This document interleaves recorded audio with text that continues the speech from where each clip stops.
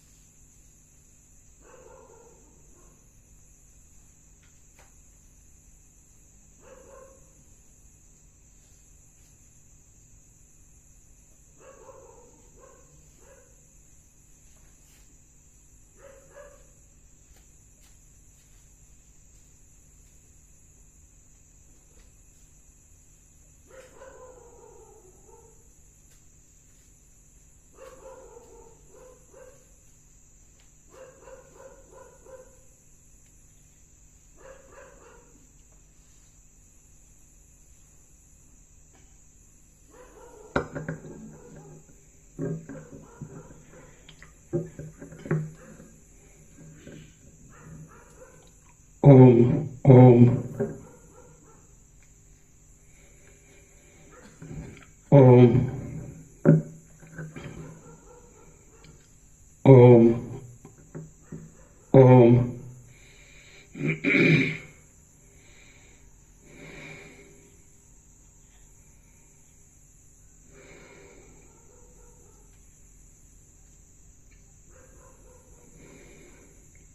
परम चिदाकाश, परम ज्योति, अखंड ज्योति, महाचिदाकाश, स्वयं प्रकाश, संपूर्ण प्रकाश, पूर्ण ब्रह्म, अनंत तेजघन, अनंत चिदघन, परमाकाश, केवल, अनंत, शुद्ध, तेजघन, परमाकाश, अखिल आत्मा, पूर्ण ब्रह्म, परमात्मा, परम चिदाकाश, परम ज्योति, अखंड ज्योति, अनंत, पूर्ण, परम चिदाकाश, परम शांति, स्वयं सिद्ध, स्वयं प्रकाश, स्वयं पूर्ण, स्वस्वरूप, यही सब कुछ है, इसके सिवा कुछ नहीं है। शून्यवास, अनंत कोटि, महाकल्पो है ही नहीं। महाचिदाकाश, स्वयं प्रकाश, संपूर्ण प्रकाश, महाचिदाकाश ज्योति, महातत्व, महासामान्य, महाचिदाकाश ज्योति, अनंत, अखंड, अभेद, महाचिदाकाश ज्योति, महातत्व, महासामान्य, महाचिदाकाश, स्वसंवेद्य, सहज निर्विकल्प, महाचिदाकाश, परम कैवल्य, परम शांति, परम चिदाकाश, अनंत, પૂર્ણ, નિરપેક્ષ, સત, અનંત, સંપૂર્ણ, અપરિઘી, નિર્ભ્રાંત, નિરપેક્ષ. વસિષ્ઠરામ નિર્વણ પૂર્વાર્ધ. Round 40મો round.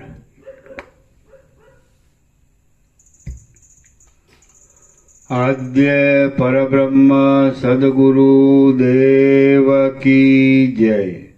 ઓમ શ્રી પરમાત્મને નમઃ. સદગ્રંથોમાં શિરોમણી શ્રી યોગવાસિષ્ઠ મહારામાયણ નિર્વાણ પ્રકરણ પૂર્વાર્ધ. સર્ગ 82મો, પેજ નંબર 1027. Page number 1027, સર્ગ 82મો. અણિમાદી સિદ્ધિઓના ઉપાય. આ 82મા સર્ગમાં યોગી પુરુષની દેહનું અણુપણું તથા સ્થૂલપણું થવાના ઉપાયો,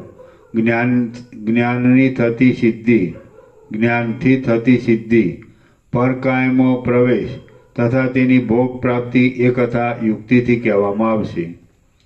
વશિષ્ઠ બોલ્યા, યોગીઓનો દેહ જે ક્રિયાથી અણુતાને અને સ્થૂળતાને પ્રાપ્ત થાય છે તે હું સારી રીતે કહું છું, તમે સાંભળો.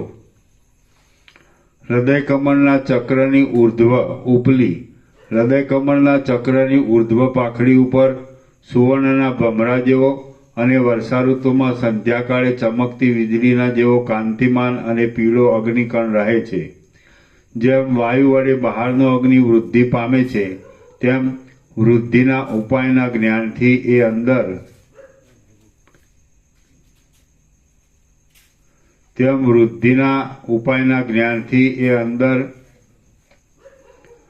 અંદર રહેલો અગ્નિકણ પણ વધી શકે છે. એ જઠરાગ્નિ ચેતનરૂપ હોવાથી વૃદ્ધિ પામ્યા છતાં પણ બહારના અગ્નિની જેમ દેહને નહીં બાળતા સૂર્યની જેમ અત્યંત પ્રકાશને પ્રાપ્ત થાય છે. પ્રાતઃકાળની સંધ્યામાં પ્રથમ જ ઉદય પામતા બાલ સૂર્યના જેવી કાંતિવાળો એ અગ્નિકણ સુવર્ણ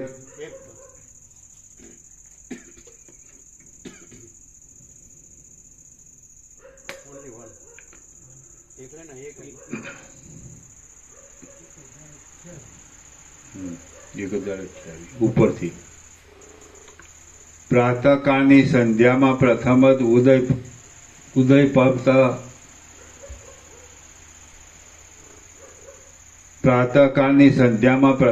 ઉદય પામતા બાલ સૂર્યના જેવી કાંતિવાળો એ અગ્નિકણ સુવર્ણને જેમ અગ્નિ ગાળી નાખે તેમ ક્ષણ માત્રમાં આખા દેહને અવયવો સહિત ગાળી નાખે છે.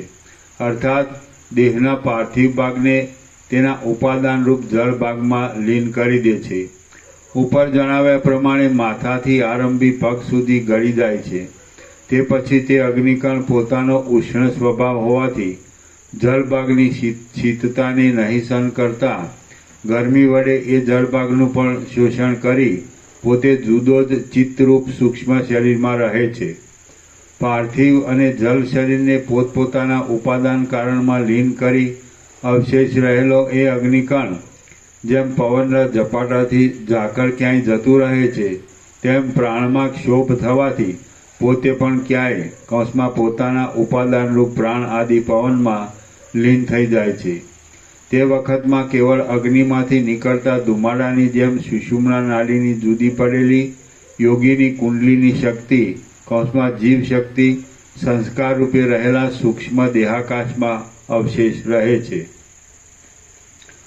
મન, બુદ્ધિ, જીવ આદિથી જોડાયેલી લિંગ શરીરમાં જ અહંકારને સંકેલી સૂક્ષ્મરૂપ રાખનારી નગરથી ઉર્ધ્વ પ્રદેશમાં બહાર નીકળેલી ધૂમ્રરેખાની પેઠે ચમત્કારથી યથેષ્ટ ગતિ કરવાની શક્તિવાળી એ યોગીની કુંડલીની શક્તિ કમળ, શિલા, તૃણ, ભીંત, પથ્થર, સ્વર્ગલોક અને ભૂલોક આદિમાં જ્યાં જ્યાં પ્રવેશ કરી પાછી નીકળી જવા માટે યોજના કરે ત્યાં તે સૂક્ષ્મ ભાવથી પ્રવેશ કરી બહાર નીકળી જાય છે.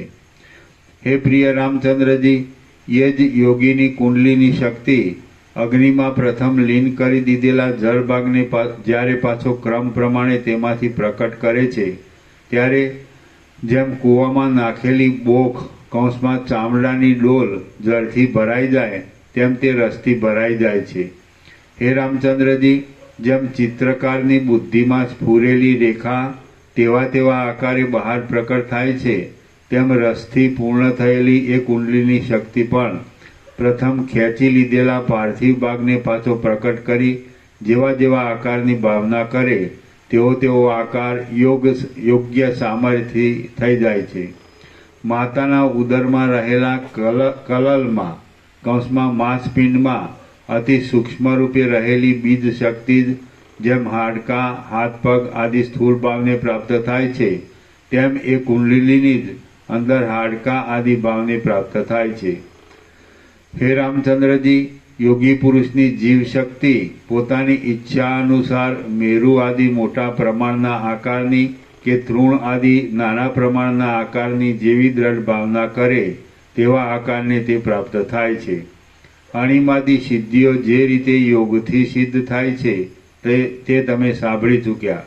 હવે એ સિદ્ધિઓ જ્ઞાનથી શી રીતે મળી શકે તે કહું છું, તમે સાંભળો, કે જે આ કથા સાંભળ્યાનું મુખ્ય ભૂષણ છે. શુદ્ધ, નિર્વિકાર, અલક્ષ્ય, સૂક્ષ્મતર અને શાંત એક ચેતન સત્તા સર્વત્ર છે. શુદ્ધ, નિર્વિકાર, અલક્ષ્ય, સૂક્ષ્મતર અને શાંત એક ચેતન સત્તા સર્વત્ર છે. જગત કે જગતની ક્રિયા કશું તેમાં છે જ નહીં. એ ચેતન સત્તા જ જ્યારે સંકલ્પ રૂપે સ્ફુરેલા પોતાના આત્માને અધ્યાસથી વધારે છે ત્યારે સંકલ્પ રૂપ મેલથી મલિન થાય છે અને તે જીવ એવા નામથી ઓળખાય છે. જેમ મૂળ બુદ્ધિવાળા અજ્ઞાની બાળકના મનમાં યક્ષ અસત્ય છતાં ભયથી સત્ય ભાસે છે, તેમ આ દેહ અસત્ય છતાં જીવની દ્રષ્ટિમાં માત્ર સંકલ્પની ભ્રાંતિથી સત્ય જેવો લાગે છે. જ્યારે જ્ઞાનરૂપ દીપકથી પ્રકાશનો પૂર્ણ રીતે ઉદય થાય છે ત્યારે સંકલ્પથી થયેલું જીવનું સઘળું અજ્ઞાન શરદ ઋતુના વાદળાની પેઠે નાશ પામે છે. હે રામચંદ્રજી, જેમ તેલ ખૂટી જવાથી દીવો બુઝાઈ જાય છે, તેમ સર્વ સંકલ્પોનો નાશ થઈ જવાથી દેહ પણ બાધિત નહીં જેવો થઈ જાય છે.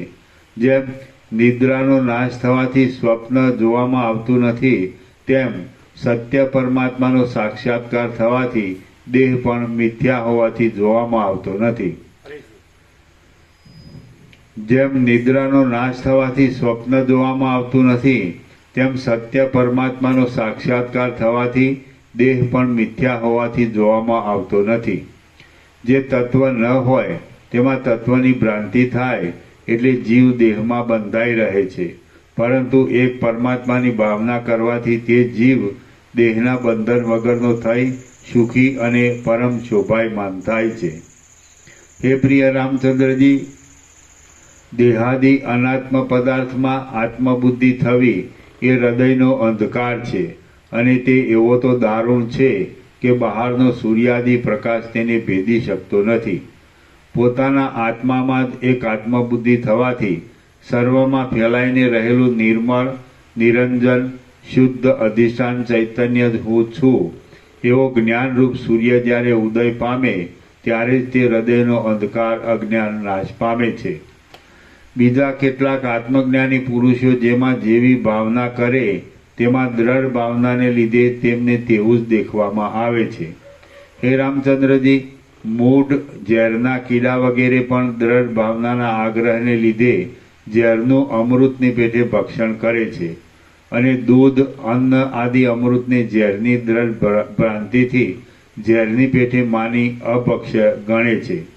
એવી જ રીતે દ્રઢ સંકલ્પથી જે ભાવના કરવામાં આવે તે તત્કાળ તેવી જ રીતે સિદ્ધ થાય છે. એવા અનેક દ્રષ્ટાંતો લોકમાં વારંવાર જોવામાં આવે છે. આ દેહ સત્યપણાથી જો જોવામાં આવે તો દેહરૂપી સત્ય દેખાય છે, પરંતુ જો અસત્ય ભાવથી દેહને જોઈએ તો સઘળું અધિષ્ઠાન ચૈતન્યમય જ હોવાથી બ્રહ્માકાશ રૂપે ભાસે છે. હે સુશીલ રામચંદ્રજી, અણિમાદી સિદ્ધિ મેળવવા માટે ઉપર જણાવેલી યુક્તિ તમારા સાંભળવામાં આવી. હવે એ વિશે બીજી યુક્તિ કહું છું તે સાંભળો. જેમ બહારના વાયુમાં રહેલી ફૂલની સુગંધી નાક પાસે જાય તેમ રેચક પ્રાણાયામના અભ્યાસના યોગથી જીવને જ્યારે કુંડલીની શક્તિરૂપ ઘરમાંથી જુદો પાડી બીજાના દેહમાં, જીવમાં કે બુદ્ધિમાં વૈભવ ભોગવવા માટે દાખલ કરવામાં આવે ત્યારે ચેષ્ટા વગરનો એ દેહ લાકડાના જેવો જડ થઈ જાય છે. જેમ ઝાડને પાણી પાનારો માળી પોતાના હાથમાં રહેલા ગળાના પાણીથી જે ઝાડ કે લતાને પાણી પાવાને ઈચ્છે છે તેને પાય છે, તેમ એ જીવને પણ સ્થાવરમાં કે જંગમમાં જે પદાર્થમાં પોતાને ઈચ્છા થાય તેની અંદર સારી રીતે વૈભવો ભોગવવાને યોજી શકાય છે. હે પ્રિય રામચંદ્રજી, એ પ્રમાણે પરકાયામાં પ્રવેશ કરી સિદ્ધિના વૈભવો ભોગવી રહ્યા પછી એ જીવને પોતાનું પૂર્વનું શરીર રહેલું હોય તો તેમાં અથવા બીજું જે કાંઈ પોતાને રૂચે તેમાં જેટલા કાળ સુધી ઈચ્છા હોય તેટલા કાળ સુધી પ્રવેશ કરે છે. અથવા એ યોગી પુરુષ પરકાય પ્રવેશ કરી વૈભવો ભોગવ્યા પછી સર્વમાં વ્યાપ્ત થઈ રહેલા અથવા એ યોગી પુરુષ પરકાય પ્રવેશ કરી વૈભવો ભોગવ્યા પછી સર્વમાં વ્યાપ્ત થઈ રહેલા પોતાના ચૈતન્ય ચમત્કારથી સર્વ સ્થાવર જંગમ દેહોમાં, તેના જીવોમાં અને સત્વાદી ગુણોમાં સંપૂર્ણ રીતે વ્યાપ્ત થઈ રહે છે. યોગથી મળેલા ઐશ્વર્યથી ભરપૂર થયેલો એ જીવ નિત્ય સ્વપ્રકાશ અને નિર્દોષ પોતાના આત્મ સ્વરૂપને ઓળખી જે ઈચ્છા કરે તે તત્કાળ મેળવે છે. પરંતુ અજ્ઞાનનું પડર ખસી જવું એ જ પરમ પદ છે એમ વિવેકી પુરુષોનું માનવું છે. શ્રી યોગ વાસિષ્ઠ મહારામાયણમાં નિર્વાણ પ્રકરણના પૂર્વાર્ધનો અણિમાદી લાભ યોગોપદેશ નામનો સર્ગ 82મો સમાપ્ત. સર્ગ 83મો કિરાટની કથા.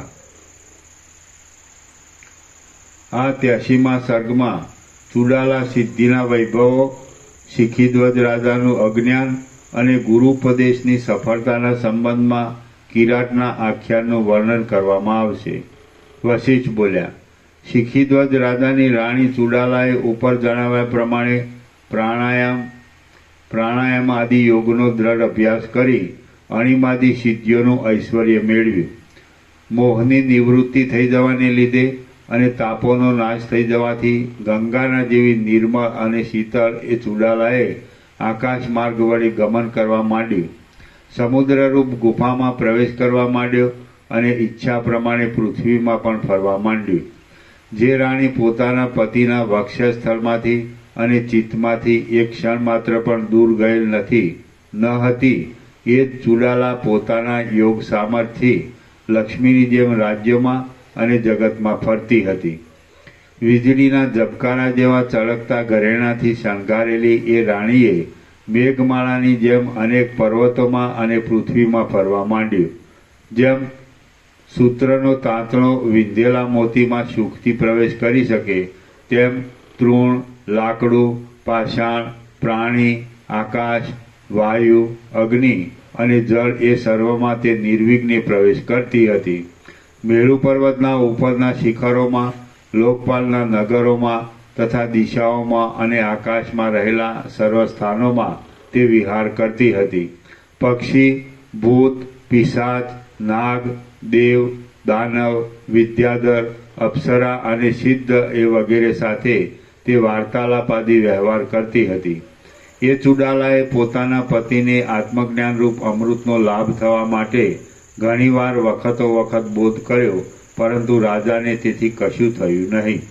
જેમ બાળક વિદ્યાના ખરા સ્વરૂપને ન સમજી શકે તેમ ઉપર જણાવ્યા પ્રમાણે યોગ, ઐશ્વર્ય આદિ ગુણોવાળી એ ચુડાલાનું ખરું સ્વરૂપ આટલા કાળ સુધી શિખીધ્વજ રાજાના સમજવામાં આવ્યું નહીં. માત્ર તે એટલું જ સમજતો હતો કે મારી રાણી અનેક કળાઓમાં કુશળ અને રમણીય છે. શૂદ્રને જેમ યજ્ઞક્રિયા દેખાડવામાં નથી આવતી તેમ એ ચુડાલા રાણીએ પણ આત્માને નહીં ઓળખનાર એ શિખીધ્વજ રાજાને પોતાની સિદ્ધિઓની શોભા દેખાડી નહીં. રામ બોલ્યા, હે સમર્થ ગુરુ મહારાજ, ચુડાલા રાણી મહાસિદ્ધ અને પૂર્ણ યોગાભ્યાસવાળી હતી, છતાં તેના યત્નથી પણ રાજાને બોધ થયો નહીં તો પછી બીજાને તો શી રીતે થાય? વશિષ્ઠ બોલ્યા, રઘુકુળને દીપાવનાર હે રામચંદ્રજી, ઉપદેશનો જે ક્રમ બાંધવામાં આવે છે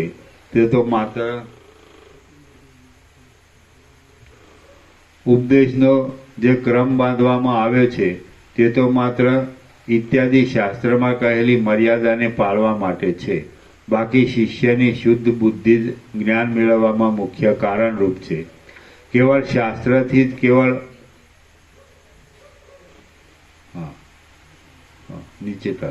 તે બ્રહ્મને જાણવા માટે હાથમાં સમિધા લઈ વિનય અને જિજ્ઞાસા બતાવવા શિષ્ય સંસ્કારી વિદ્વાન અને બ્રહ્મનિષ્ઠ ગુરુ પાસે જવું ઇત્યાદિ શાસ્ત્રમાં કહેલી મર્યાદાને પાળવા માટે છે. બાકી શિષ્યની શુદ્ધ બુદ્ધિ જ જ્ઞાન મેળવવામાં મુખ્ય કારણરૂપ છે. કેવળ શાસ્ત્રથી જ કે કેવળ ગુરુથી જ પોતાનું ખરું તત્વ જણાતું નથી, પરંતુ જેમ સર્પના પગ ગૂઢ હોવાથી સર્પ પોતે જ તેને દેખે છે, તેમ નિધિધ્યાસન વડે સાક્ષાત્કાર થવાથી પોતે જ પોતાના સ્વરૂપને ઓળખી લે છે.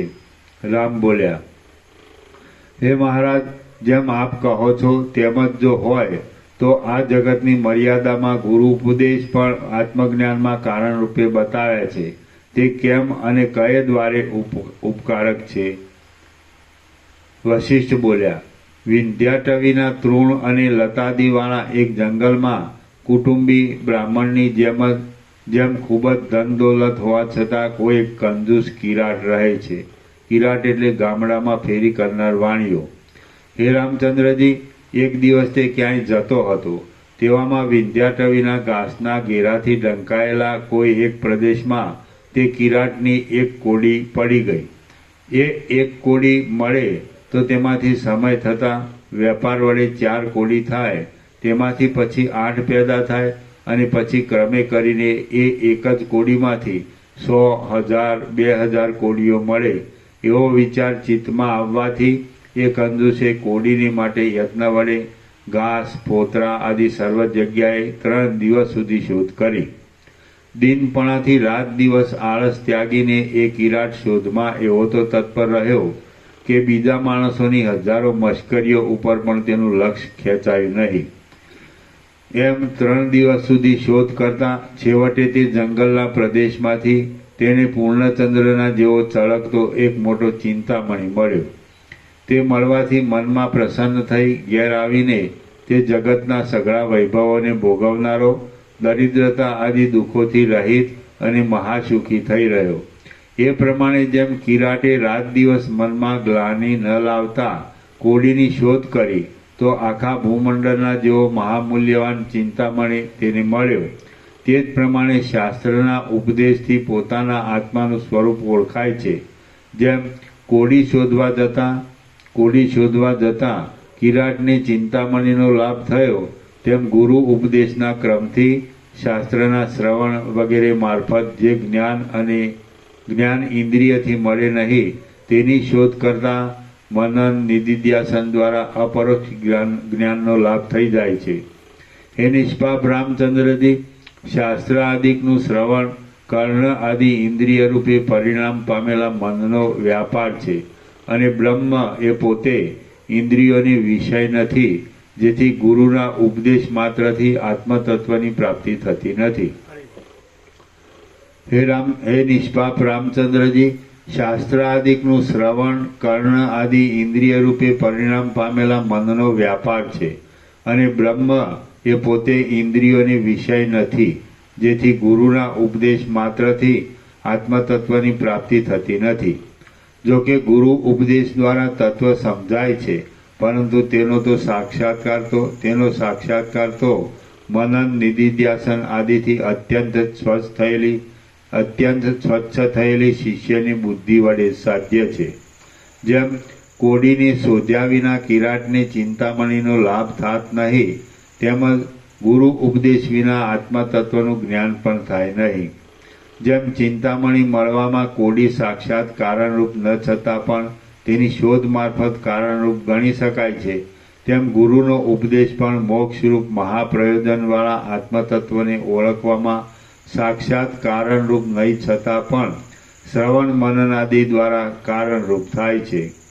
હે રામચંદ્રજી, મોટાઓને પણ મોહમાં નાખનારી આ માયાશક્તિ તમે જુઓ કે કાંઈક શોધવા જતા વળી તેનું ફળ કાંઈક બીજું જ મળી આવે છે. પુરુષ કાંઈક કર્મ કરે છે અને પાછો કાંઈક જુદી જ જાતનો તેને કિરાટની જેમ ફળનો લાભ થાય છે. એવું આ ત્રણેય લોકમાં જોવામાં આવે છે. માટે આત્મજ્ઞાન થયા પછી માત્ર બાકી રહેલા કર્મો કરીને સંઘનો ત્યાગ કરી કાળ વિતાવવો એ જ કલ્યાણકારક છે. હા, માટે આત્મજ્ઞાન થયા પછી માત્ર બાકી રહેલા કર્મો કરીને સંઘનો ત્યાગ કરી કાળ વિતાવવો એ જ કલ્યાણકારક છે. શ્રી યોગ વાસિષ્ઠ મહારામાયણમાં નિર્વાણ પ્રકરણના પૂર્વાર્ધનો કિરીટ ઉપાખ્યાન નામનો સર્ગ 83મો સમાપ્ત. સર્ગ 84મો શિખીધ્વજનો વૈરાગ્ય અને વનગમન. આ 84મા સર્ગમાં શિખીધ્વજ રાજાનો વૈરાગ્ય, ચુડાલાનું સમજાવવું તથા વનમાં રાત્રિએ રાજાનું નીકળવું અને છેવટે મંદરાચલમાં સ્થિતિ થવી એ કથા કહેવામાં આવશે. વશિષ્ઠ બોલ્યા, હે રામ, ત્યાર પછી જેમ સંતાન નાશ પામવાથી પુરુષ શોકથી અંત બની જાય તેમ શિખીધ્વજ રાજા તત્વજ્ઞાનરૂપ શાંતિ વિના ખૂબ દુઃખી થતો હતો. ચિત્તમાં દુઃખરૂપ અગ્નિ સળગવા લાગતા પોતાના સામંત આદિ સ્નેહી મંડળે પ્રાપ્ત કરાયેલી વિભૂતિઓ પણ દેવતાના ભડકા જેવી લાગતા તેનું મન કાંઈ પણ આનંદ પામતું ન હતું. પારધીના બાણથી બચી ગયેલા ભયાતુર હરણની જેમ એ રાજાનું ચિત્ત પણ એકાંત દેશોમાં, દિશાઓમાં, પાણીના ઝરણાવાળા સ્થાનોમાં અને ગુફાઓમાં જઈને રહેવાની ઈચ્છા કરતું હતું. હે રામચંદ્રજી, તમારી જેમ એ રાજાને પણ તેના અનુચરો ધારણા અને વિનયના વચનો વડે બોધ કરી દિવસના કર્મો કરાવતા હતા. ત્યાગી પરમહંસની પેઠે નિરંતર અત્યંત વૈરાગ્યવાળો અને શાંત બુદ્ધિનો એ શિખીધ્વજ રાજા પોતાની રાજ્યલક્ષ્મી ભોગવવામાં પણ ખેદ પામતો હતો. હે વિવેકી રામચંદ્રજી, દેવતાઓ, બ્રાહ્મણો અને પોતાના માણસો એ સર્વને તે રાજા ગાય, પૃથ્વી અને સુવર્ણ આદિનું દાન આપતો હતો. તેણે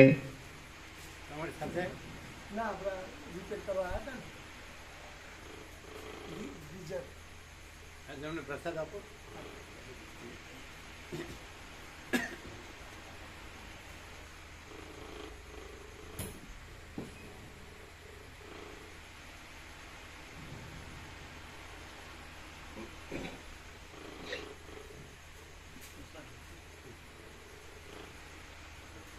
શું નાખ્યું એમાં? સર્કિટ આવે ને અંદર આપણે મશીન ઓપરેટ કરે એમાં સેન્સરે કામ કરતું હતું, વાલ્વી કામ, પણ જે લાઇટર ચાલુ થયું એ નથી થતું. તો પછી બદલી નાખી, નવી નાખી. ચિંતા નહીં, કંપનીની જ વસ્તુ નાખી. આરામથી તમારે અડધી રાત્રે બંધ થાય ને તો મને ફોન કરજો. એ કંપની એટલે જે રેગ્યુલર આવે ને કંપનીની એ જ વસ્તુ નાખી, બજારની નથી નાખી. બજારની નહીં, કંપની એટલે જે કંપની ગીઝર બનાવે ને એ લોકો જ પાર્ટ્સ લે છે, એની જ નાખી છે કંપની. એની હા, રેગ્યુલર જે બધી કંપનીની આવે એ જ નાખી છે, કોઈ તકલીફ નહીં પડે. ચાલો, જોવું નહીં પડે, બિલકુલ આરામ. પ્રસાદ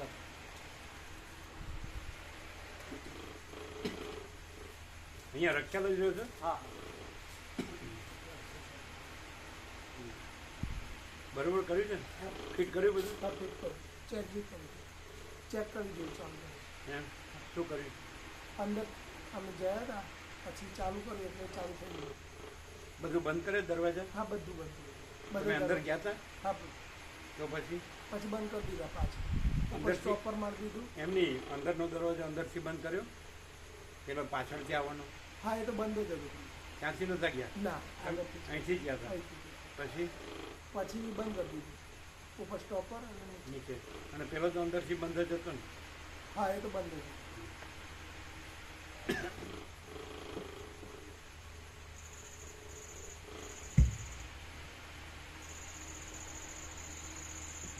એટલે ક્યાં ગયા છે? હીરાપુર? તો ચાલુ કરી જોયું ગરમ? હા જોયું તો. તમે ચાલુ કર્યું? હા હા હમણાં છેલ્લે? હા એટલે ગરમ છે ને? હા ગરમ છે. એટલે માપનું? હા એ તો પછી અમને શીખવાડી દીધું છે તો હજુ કે પ્રભુએ જે સેટ કરાવ્યું હતું ને એ પ્રમાણે જ સેટ રાખ્યું છે, પણ કે હજુ બી વધારે પડે ને તો ઓછું કઈ રીતના કરવું, એક સ્વિચ જ છે, એક જ એ બતાવી દીધું છે.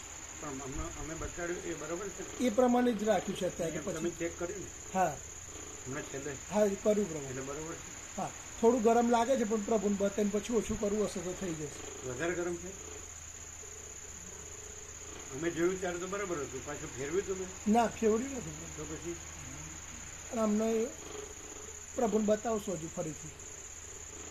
એમને સ્વિચ બતાવી દીધી પ્રભુ વધારે ઓછું કરવા માટે.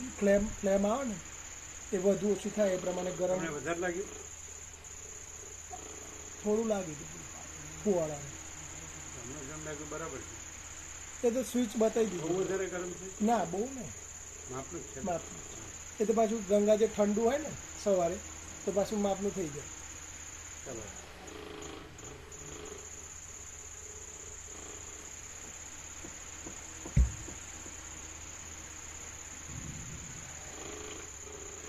હે વિવેકી રામચંદ્રજી, દેવતાઓ, બ્રાહ્મણો અને પોતાના માણસો એ સર્વને તે રાજા ગાય, પૃથ્વી અને સુવર્ણ આદિનું દાન આપતો હતો. તેણે તપ કરવા કૃચ્છ, ચાંદ્રાયણ આદિ વ્રતો કરવા માંડ્યા. તેના નીચેના જ છે. ચંદ્ર બીજથી આરંભી પોતાની એક એક કળા વધારી પૂર્ણિમાએ પૂરી કળાવાળો થાય છે, અને પછી એક એક કળા ઘટાડી અમાસે કળા વિનાનો થાય છે. તેમ બીજથી એક એક કોળિયાનો વધારો કરી પૂર્ણિમા સુધી 15 કોળિયા વધારવા અને પછી એક એક ઘટાડવા તે વ્રતને ચાંદ્રાયણ વ્રત કહે છે.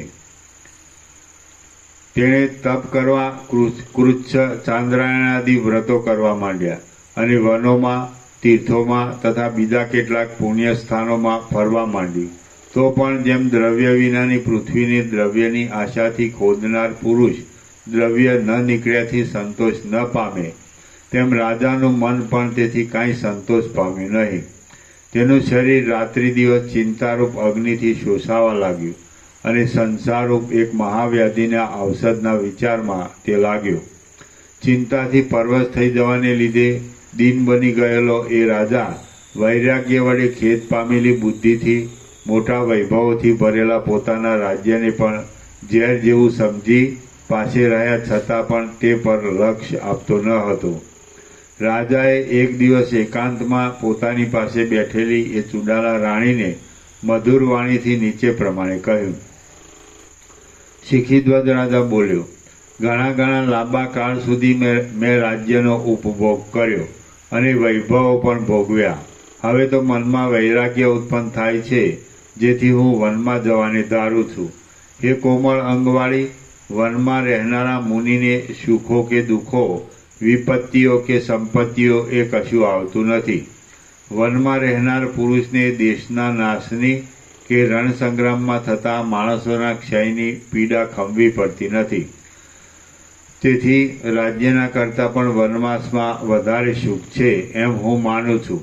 હે સુંદર મુખવાળી, હે સુંદરી, વનની ઘટાઓ અમારા જેવાઓને સુખ આપે છે, કારણ કે તે વનની ઘટાઓને કળીઓ રૂપે સ્તનો છે, નવા અંકુરો રૂપે હાથ છે, માંજરો રૂપે ઝાડ છે, ધોળા મેઘો રૂપે સુંદર વસ્ત્ર છે, રસ રૂપે અંગનો રાગ છે, પુષ્પોનો અલંકાર છે, સોનાની શિલાઓ રૂપી નિતંબ છે, તરંગોવાળી નદીઓ મોતીના હાર છે, લતારૂપી સખીઓ છે, મૃગલારૂપી બાળ બચ્ચા છે, ભમરાઓ રૂપી નેત્ર છે, પુષ્પવાળી લતાઓ અંગના અવયવો છે. એ લતાઓ કુદરતી રીતે સુગંધી અને સ્વાદિષ્ટ ફળો જમાડી આનંદ આપે છે. તે શીતળ અને નિર્મળ અવયવોથી આલિંગન આપે છે અને તરંગોના ઝરવાથી અધરામૃતનું પાન કરાવે છે. એકાંતમાં રહેવાથી મન જેવું શુદ્ધ અને પ્રસન્ન રહે છે, તેવું ચંદ્રલોકમાં કે બ્રહ્મલોકમાં અથવા ઇન્દ્રલોકમાં રહેવાથી પણ પ્રસન્ન રહેતું નથી. હે પ્રિય, આ મારા ઉત્તમ વિચારમાં તારે વિઘ્ન નાખવું ન જોઈએ, કેમ કે કુલીની સ્ત્રીઓ સ્વપ્નમાં પણ પોતાના પતિની ઈચ્છાનો ભંગ કરતી નથી. એટલે એટલે જેટલું આ બધું બરાબર જાણીએ અને એમાંય રહીએ, જતા આવતા રહીએ કે રહીએ એટલે બરાબર આ બધું બોલવામાં બરાબર રહીએ, લખવામાં, વાંચવામાં, બોલવામાં. એ પ્રેક્ટિકલ કહેવાય. તો એ ખરેખર એકલો રહે તો જ આવી રીતે રહી શકે કે ક્યાંય પણ જોડાયેલો રહે તો આવી રીતે રહી શકે? તો જોડાયેલો રહીને આવું આવું બોલે તો એ જોડાયેલો કેમ રહે? અંદર આસક્તિ હોય, વાસના હોય, રાગ હોય, મોહ હોય તો જ ને કે હું છું, આ મારું છે, આ બધું. અને એકલો હોય તો એમાં એ કાંઈ હોય?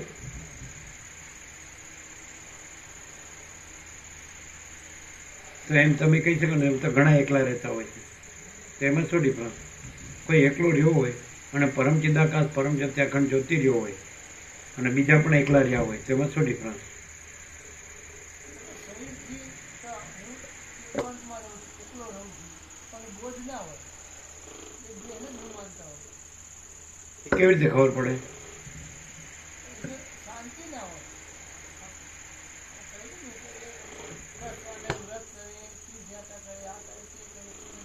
શું શું? જેમાં આ ટિકિટ જોઈએ પુણ્યદાન વગેરે ઘણું કર્યું પણ એ શાંતિ નથી, અને એને મૃત્યુનો ભય પણ રહેતો હતો. હું મરી જઈશ, ફરી મારો જન્મ મરણ થશે. એમ નહીં, ટિકિટ તો સંસારમાં રાજ્યમાં, પણ જે કોઈ એકલો રહેતો હોય તો ટિકિટની વાત નથી. એકલો રહેતો હોય તો કે હું એકલો રહું છું, હું પરમ ચિદાકાશ પરમ સત્યાખંડ જ્યોતિ છું. તો સત્ય બોધ હોય તો જ હા, પણ તો કેમ? એટલે એને નથી એમ કેમ કહેવાય?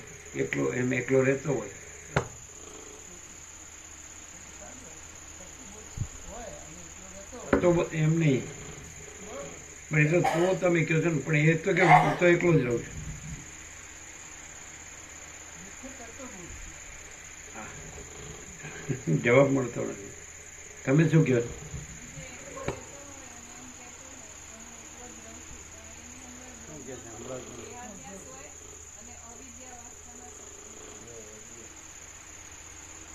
ના ના, એને હલાવવું નથી, સંભળાતું નથી. એની અંદર દેહાધ્યાસ હોય અને અવિદ્યા વાસનાના સંકલ્પો હોય. એકલો રહેશે એવું કે ખરો, પણ એની અંદર એ કેવી રીતે ખબર પડે? એનું વર્તન કંઈ પણ હોય તો એ મૂર્તિ જ હોય. આ હું છું એવી રીતે. અને પરમ ચિદાકાશ પરમ સત્યાખંડ જ્યોતિ એકલો રહ્યો હોય તો એ અખંડ હોય. એની અંદર કોઈ ભ્રાંતિની રજ માત્ર ન હોય અને પોતે સ્વરૂપથી જરાય ચલિત ન થાય. પોતે સ્વરૂપથી જરાય ચલિત ન થાય.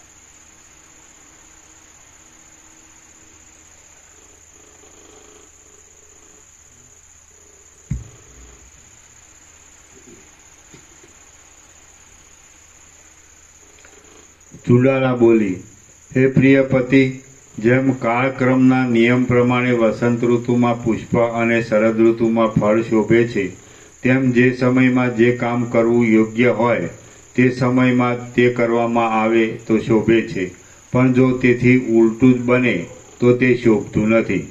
વૃદ્ધાવસ્થાને લીધે જેનો દેહ ગરડો થઈ ગયો હોય તેવાઓને વનવાસ કરવો ઘટે છે, પરંતુ તમારા જેવા યુવાનોને એ વાત ઘટતી નથી, માટે મને તે ઠીક લાગતું નથી. હે મહારાજ, જ્યાં સુધી આપણે યૌવનથી રહિત થયા નથી ત્યાં સુધી પુષ્પોના સમૂહથી રહિત નહીં થયેલા વૃક્ષોની પેઠે ઘરમાં શોભીએ છીએ. જ્યારે પુષ્પોને ધારણ કરનારી લતાઓના પુષ્પો જેવા ધોળા વાળવાળી વૃદ્ધાવસ્થા આવશે ત્યારે આ હંસો જેમ સરોવરમાંથી જતા રહે તેમ બહાર નીકળી વનમાં જઈશું. હે રાજા, યોગ્ય વખત થયા વિના પ્રજા રક્ષણના કામને છોડી દેનાર રાજાને રાજ્યના કેટલાક છિદ્રો ઉઘાડા થઈ જવાને લીધે મોટું પાપ લાગે છે. નહીં કરવાના કાર્યોથી રાજાને તેના નોકરો પરસ્પર સલાહ કરી રોકી રાખે છે અને પ્રજા પણ તેને તેવા કામ કરતા અટકાવે છે. શિખીધ્વજ રાજા બોલ્યો, હે કમળ જેવા નેત્રવાળી રાણી, મેં ધારી રાખેલા વિચારમાં વિઘ્ન નાખવાનું બંધ કર, કેમ કે હું અહીંથી દૂર એકાંતમાં વનમાં ગયેલો જ છું એમ તું સમજજે. હે કોમલાંગી, તું બાળક અને મૃદુ અવયવવાળી છે, માટે તારે વનમાં આવવું નહીં, કેમ કે પુરુષોથી પણ વનના પ્રદેશમાં મુશ્કેલીથી જઈ શકાય છે. જેમ વનમાં થયેલી ફૂલની માંજરો ઉપવનમાં થયેલી માંજરો કરતાં કઠિન હોય તો પણ તલવારની ધાર સહન કરી શકે નહીં, તેમ સ્ત્રીઓ ગમે તેવી કઠિન અંગવાળી કે મજબૂત મનની હોય તો પણ તે વનમાં રહેવાને અશક્ત જ છે. હે ઉત્તમાંગી, તારે તો રાજ્યમાં જ રહી તેનું રક્ષણ કરવું, કારણ કે પતિ ક્યાંય બહાર જાય ત્યારે કુટુંબનો ભાર ઉઠાવવો એ સ્ત્રીઓનો ધર્મ જ છે. વશિષ્ઠ બોલ્યા, હે રામ, ચંદ્રના જેવા સુંદર મુખવાળી પોતાની પત્નીને ઉપર પ્રમાણે કહી રાજા સ્નાન કરવા માટે ઉઠ્યો અને સઘળું દિવસનું કામકાજ તેણે કર્યું. જેમ હવે પછી શિખીધ્વજ રાજા સઘળું પ્રજાનું કામકાજ બંધ કરી સઘળા મનુષ્યોથી ન જોઈ શકાય તેવા વનમાં જશે, તેમ સૂર્યનારાયણ પણ પ્રજાનું સઘળું કામકાજ બંધ કરી સર્વ મનુષ્યોથી દુઃખ વડે ન જઈ શકાય એવા અસ્તાચલ પર્વતમાં ચાલ્યા ગયા, આથમી ગયા. જેમ પોતાના ઘરમાંથી નીકળેલા રાજાની પછવાડે અનુરાગવાળી પ્રેમથી બંધાયેલી ચૂડાલા હવે પછી જશે, તેમ સૂર્યનારાયણની પછવાડે પણ અનુરાગવાળી લાલ થઈ ગયેલી તેની પ્રભા પોતાના ફેલાયેલા રૂપને સંકોચી લઈ અનુસરતી હતી. કેમ જાણે પોતાની સખી ગંગાજીને ધારણ કરનારા અને ભસ્મ વડે ભૂખરા થઈ ગયેલા મહાદેવજીને યમુના પોતે આલિંગન આપતી હોય, તેમ રાત્રિએ જગતનો આશ્રય કર્યો.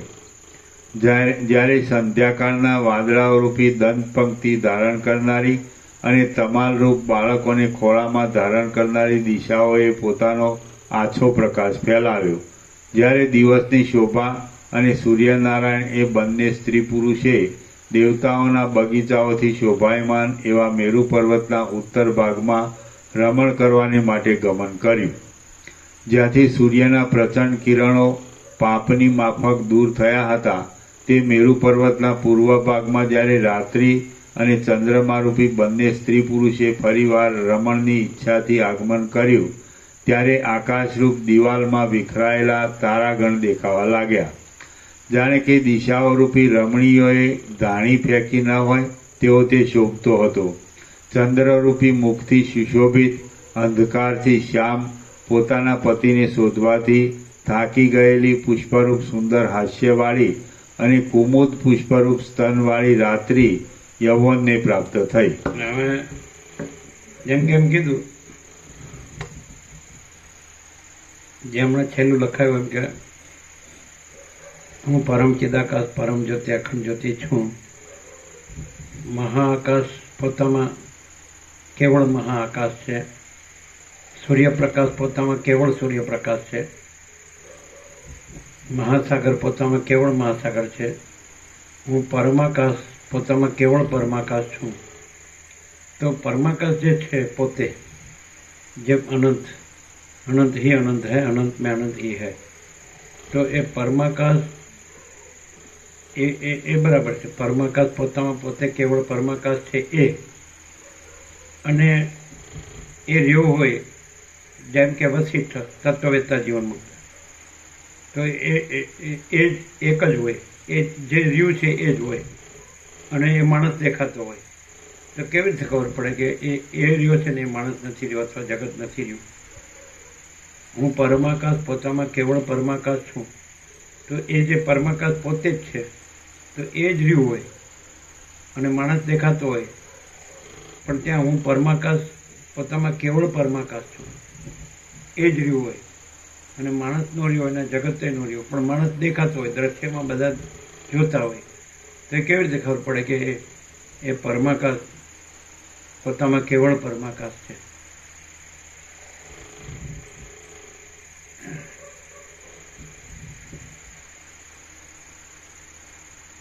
જે અત્યાર સુધી ક્યાંય પણ પરમાકાશ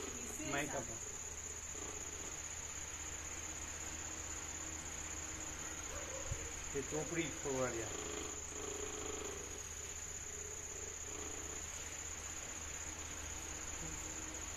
કારણ કે પરમાકાશમાં તો કોઈ માણસ નથી, કોઈ જગત નથી, તત્વવેત્તા જીવન મુક્તે નથી, બધે નથી અને મુક્તે નથી. અને આ વસિષ્ઠ છે, તો વસિષ્ઠ દેખાય તો પરમાકાશમાં તો વસિષ્ઠ નથી, રામે નથી, સદાશિવ નથી, સરસ્વતી વાલ્મીકી કોઈ નથી, કાંઈ નથી, કાંઈ થતું નથી. અને આ દેખાય આકાશ જોઈ લો, નિરંજન, નિરાકાર, નિર્વિકાર, અમાર અને ઘન, અનંત, અખંડ, અભેદ, બરાબર, કેવળ સ્વરૂપ. તો પછી આ બધો ભાસ છે, એ ભાસમાં જે ભાસતું હોય અને એ કોઈ ભાસ ન હોય, એનો ભાસ એ ન હોય ને કોઈ ભાસ ન હોય, અને એ હું પરમાકાશ કેવળ, હું પરમાકાશ પોતામાં કેવળ પરમાકાશ છું. તો એ તો કેવી રીતે બને? પરમાકાશમાં તો પરમાકાશ જ છે, બીજું કંઈ છે જ નહીં, બીજું કંઈ થતું જ નથી. તો માણસ દેખાતો હોય અને હું પરમાકાશ પોતામાં કેવળ પરમાકાશ છું, એટલે એ પરમાકાશ એ હોય તો દ્વૈત ભ્રાંતિ થાય ને. અત્યાર સુધી ક્યાંય પણ આખા જે કહેવાય અનંત કોટી મહાકલ્પોમાં પરમાકાશ વિશે જે પ્રકાશ થયો હોય એમાં જે ક્વોલિટીઝ કીધી હોય પરમાકાશ વિશેની, તો એ પરોક્ષ જ્ઞાનથી માણસ જાણતો હોય. પણ જ્યારે જે સામાન્ય માણસ દેખાતો હોય છતાં એ સામાન્ય માણસ નથી અને પરમાકાશ પોતે જ છે એવું જ્યારે એનું અનુસંધાન થઈ જાય, દ્રશ્યમાં એના દર્શન થાય કે શ્રવણ થાય કે એનું અનુસંધાન કોઈ પણ રીતે થાય, તો એ જે પરમાકાશની ક્વોલિટીઝ છે ને એ બધી ત્યાં સાક્ષાત એને અનુભવમાં આવે. અને સામાન્ય માણસની જે કલ્પના આકારની જે સીમિતતા એના ખુદના મનમાં ભ્રાંતિથી હોય એ ત્યાં ક્લિયર થઈ જાય. કેમ કે જે ઓરિજિનલ રિયલ ટ્રુથ છે, પરમાકાશ છે, એ અનંત છે અને એમાં ક્યાંય આવી સીમિતતા, સાપેક્ષતા હોતી નથી. એટલે જે સામાન્ય માણસ જેવું દર્શન થતું હોય ત્યાં બધું જ પરમાકાશનું જ છે અને એમાં સામાન્ય માણસનું કંઈ નથી એવું દરેકને ક્લિયર થાય. જે પણ આના ટચમાં આવે ને એને બધાને આ અનુભવ ચોક્કસ થાય.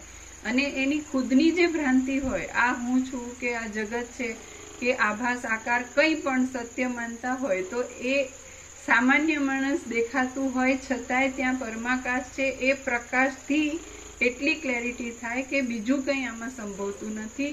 એવું આખો અખંડ અને ચોખ્ખો પ્રકાશ છે. એને મેઇન, એને ભ્રાંતિવાળાને એની મેઇન ક્વોલિટી ત્યાં માણસ નથી ને પરમાકાશ પોતે જ છે. તો એ કઈ ક્વોલિટી? સૌથી પહેલી, ફર્સ્ટ અને ફોરમોસ્ટ એની અલગ આઈડેન્ટિટી હોતી નથી. બાકી ક્યાંય પણ આ પ્રકાશવાળા કોઈ પણ હોય ને તો એની આ જે ઓરિજિનલ રિયલ ટ્રુથ છે, પરમ ચિદાકાશ, પરમ જ્યોતિ, અખંડ જ્યોતિ, એનાથી એક સેપરેટ આઈડેન્ટિટી હોય જ. અને આમાં કોઈ એવી એક રજ માત્ર હોતી નથી. હું એનું ક્યારેય હોતું નથી જુદું બીજું હું, એ પરમ ચિદાકાશનું જ હું. એ તો નથી સાઈડનું કીધું, પરમ ચિદાકાશનું ક્યાં કીધું? પરમ ચિદાકાશની જેટલી ક્વોલિટીઝ હોય એ બધી જ ત્યાં આવે. ક્વોલિટી નો કહેવાય ને, હું નથી.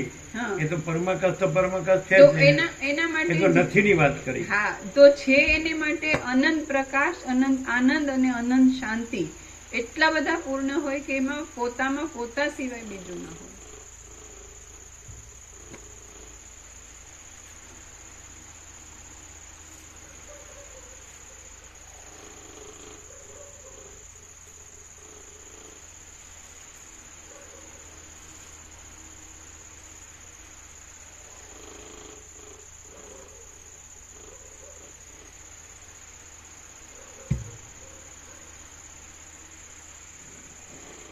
ચંદ્રરૂપી મુખથી સુશોભિત અંધકારથી શ્યામ પોતાના પતિને શોધવાથી થાકી ગયેલી પુષ્પરૂપ સુંદર હાસ્યવાળી અને કુમુદ પુષ્પરૂપ સ્તનવાળી રાત્રિ યૌવનને પ્રાપ્ત થઈ. ત્યારે સાયન સંધ્યા આદિ નિત્યકર્મ કરી મૈનાક પર્વત જેમ સમુદ્રમાં જાય તેમ પોતાની પત્ની ચુડાલા સાથે રાજા શયનગૃહમાં ગયો. પછી જ્યારે અર્ધરાત્રિનો સમય થયો કે જે વખતે એ પ્રદેશમાં કોઈ પણ જાતનો શબ્દ સંભળાતો ન હતો અને ગાઢ નિદ્રારૂપ શિલાની અંદર સર્વ મનુષ્યો લીન થઈ ગયા હતા, તથા કોમળ ઓછાડવાળા પોતાના શયનમાં સૂતેલી ચુડાલા રાણી પણ કમળ બિડાઈ જવાથી બેભાન બની ગયેલી ભમરીની પેઠે નિદ્રામાં લીન થઈ ગઈ હતી. તેવે સમયે જેમ ગ્રહણના મોક્ષકાળમાં રાહુનું મુખ ધીરે ધીરે ચંદ્રમાની પ્રભાને પૂર્વ આદિ દિશા તરફથી મૂકવા માંડે છે, તેમજ અતિ નજીક સૂતેલી પોતાની રાણીને રાજાએ પણ ધીરે ધીરે છોડવા માંડી. સૂતેલી રાણીએ અર્ધભાગમાં દબાવેલ ઓછાડવાળા એ શયનમાંથી જેમ વિષ્ણુ ભગવાન લક્ષ્મીની કાંતિવાળા અને ચંચળ તરંગોથી શોભતા ક્ષીરસાગરમાંથી ઉઠે તેમ શિખીધ્વજ રાજા પણ ઉઠ્યો. હું રાત્રિચર્યા માટે જાઉં છું, તમે સર્વ અહીં જ રહો. એ પ્રમાણે પોતાના સેવકોને કહી તેઓની ત્યાં જ યોજના કરી રાજા પોતે શહેરમાંથી બહાર નીકળ્યો. નિષ્પૃહ થઈ ગયેલા એ રાજાએ, હે રાજ્યલક્ષ્મી, તને હવે નમસ્કાર છે એમ કહી પોતાના દેશથી બહાર નીકળી જેમ કોઈ નંદ સમુદ્રમાં પ્રવેશ કરે તેમ માત્ર પોતે એકલાએ જ અતિ ભયાનક મોટા જંગલમાં પ્રવેશ કર્યો. જેમ કોઈ નંદ સમુદ્રમાં પ્રવેશ કરે એના નીચે ટિપ્પણી છે. નંદ રાજાએ સમુદ્રમાં નાણું સંતાડ્યું હતું તે લેવા માટે જતા 9 નંદ થયા હતા. જેમ કોઈ નંદ સમુદ્રમાં પ્રવેશ કરે તેમ માત્ર પોતે એકલાએ જ અતિ ભયાનક મોટા જંગલમાં પ્રવેશ કર્યો. ઘાટા અંધકારવાળી લતાઓથી ભરેલું ક્ષુદ્ર પ્રાણીઓના સમૂહથી મહાભયાનક એવું એ મોટું જંગલ અને ઘાટા અંધકારથી ભરેલી તથા ક્ષુદ્ર પ્રાણીઓના સમૂહથી ભયંકર લાગતી એ રાત્રિ એ બંનેનું રાજાએ સાથે જ ઉલ્લંઘન કર્યું. અર્થાત રાત્રિ પણ જતી રહી અને એ મોટા અરણ્યનો પણ છેડો આવી ગયો. સવાર સુધીમાં મહાભયાનક જંગલને ઓળંગી આખા દિવસને પણ માર્ગમાં જ વિતાવી કોઈ એક વનભૂમિમાં સૂર્યનારાયણની સાથે સાયંકાળે તે રાજાએ પણ વિશ્રામ લીધો. સૂર્યાસ્ત થવાથી તે રાજાએ સ્નાન આદિ કર્મ કરી કાંઈક ફળાદિકનો આહાર કરી તે રાત્રિ ત્યાં જ ગાળી. વળી પ્રાતઃકાળમાં ઉઠી કેટલાક નગરો, દેશો, પર્વતો અને નદીઓ તેણે પસાર કર્યા. એ પ્રમાણે 12 રાત્રિ વીત્યા પછી મંદરાચળની નજીક રહેલું અન્ય મનુષ્યોથી દુઃખ વડે જઈ શકાય તેવું જનસમુદાયથી અને નગરોથી અતિ દૂર વાંસના દોરિયા કે પરનાળા વાટે ખળખળ વહેતા વાવના પાણી વડે પોષણ પામી અતિ બળવાન થયેલા વૃક્ષોવાળું શિથિલ થઈ ગયેલા જૂના વેદીના એક જાતની યજ્ઞભૂમિના સ્થાનોથી પૂર્વકાળમાં થઈ ગયેલા બ્રાહ્મણોના આશ્રમોની સૂચના આપનારું ક્ષુદ્ર પ્રાણીઓથી રહિત સિદ્ધ પુરુષોને સેવવાલાયક લતાઓના સ્થાનરૂપ પ્રાણને પોષણ આપનારા ફળોથી ભરપૂર થઈ ગયેલું વૃક્ષોથી અને લતાઓથી ખીચોખીચ કોઈ એક વન હતું. ત્યાં તે જઈ પહોંચ્યું. પણ દેહ દ્રશ્ય હું મારું ભ્રાંતિવાળાને તો અનંત પ્રકાશ, અનંત આનંદ, અનંત શાંતિ દેખાય જ નહીં ને. દેહ દ્રશ્ય હું મારું ભ્રાંતિવાળાને તો એનો અનંત પ્રકાશ એ તો કેટલું સૂક્ષ્મથી સૂક્ષ્મ છે. પણ આ તો એકદમ થોડું ભ્રાંતિવાળો છે, તો એને તો એ દેખાય નહીં ને. એને કદાચ એમ લાગે કે ભાઈ આનામાં એવું અહંકાર અભિમાન નથી, દેહાભિમાન નથી, કદાચ એવું લાગે નથી, સાઈડનું લાગે. પણ છે સાઈડ તો દેખાય જ નહીં ને, કારણ કે એને તો દેહ દ્રશ્ય હું મારું ભ્રાંતિ જ મુખ્ય હોય, એ જ સાચી હોય. એટલે એને અનંત પ્રકાશ, અનંત આનંદ, અનંત શાંતિ તો નો જ અનુભવે.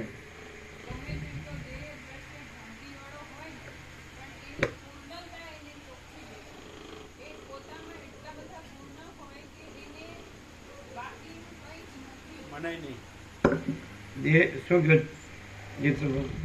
દેહ દ્રશ્ય હું મારું ભ્રાંતિ પાકી હોય તો એને એ તો શબ્દ જ રહે. અનંત પ્રકાશ, અનંત આનંદ, અનંત શાંતિ શબ્દ જ રહે. એને દેખાય, એ દેખાતું તો એ જ એનો રહે, એને દેખાતું એ જ એનો રહે. એ શું કહે, દેહ દ્રશ્ય હું મારું ભ્રાંતિ રહે.